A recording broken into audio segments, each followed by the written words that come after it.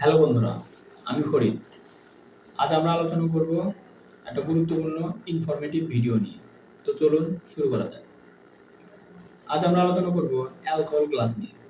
আপনারা দেখবেন অ্যালকোহল গ্লাসে নিচের দিকে একটা স্টিকের মতো অংশ লাগানো থাকে, যেখানে সাধারণ গ্লাসগুলোতে এই স্টিকের মতো অংশ লাগানো থাকে না। তো এটা কেন? এটা কি শুধুই বিলাসিতা, নাকি এর পেছনে কিছু কারণ আছে? আজ আমরা সেটাই জানব। আমাদের দেশে পয়লা বৈশাখের দিন আমরা পান্তা ইলিশ খেয়ে থাকি। এটা কিন্তু আমরা রেগুলার খাই না। পান্তা ইলিশটা আমাদের কালচারের অংশ। ঠিক তেমনই অ্যালকোহল ইউরোপের কালচারের একটা অংশ।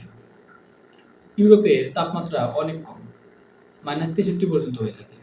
এত কম তাপমাত্রায় মানুষের পক্ষে সার্ভাইভ করা অনেক কঠিন। এই কম কম তাপমাত্রায় মানুষ যেন সার্ভাইভ করতে পারে, এর জন্য তারা অ্যালকোহল খায়।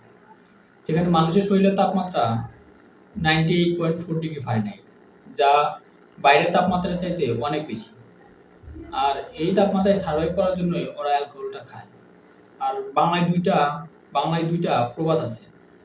এক, পুরান চাল ভাতে বাড়ে, আর দুই, পুরান মদ স্বাদে ভালো। তো আজ আমরা এই দ্বিতীয় প্রবাদ নিয়ে আলোচনা করব। অ্যালকোহল যত বেশি পুরানো হয় তত বেশি টেস্টি হয় এবং এর ভ্যালু তত বেশি হয়।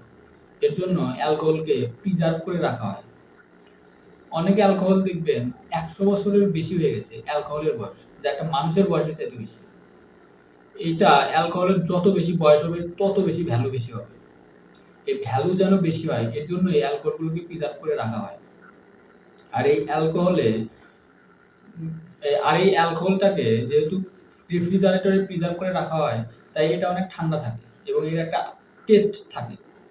যখন অ্যালকোহল আপনি সাধারণ গ্লাসে খাবেন, ঠিক তখন এই অ্যালকোহলে গ্লাসটাকে আপনি যখন ধরবেন, তখন আপনার শরীরের তাপমাত্রা যেহেতু বাইরের তাপমাত্রার চাইতে বেশি, তার জন্য অ্যালকোহলের টেস্ট নষ্ট হতে পারে। এটা ইউরোপিয়ানরা মনে করে।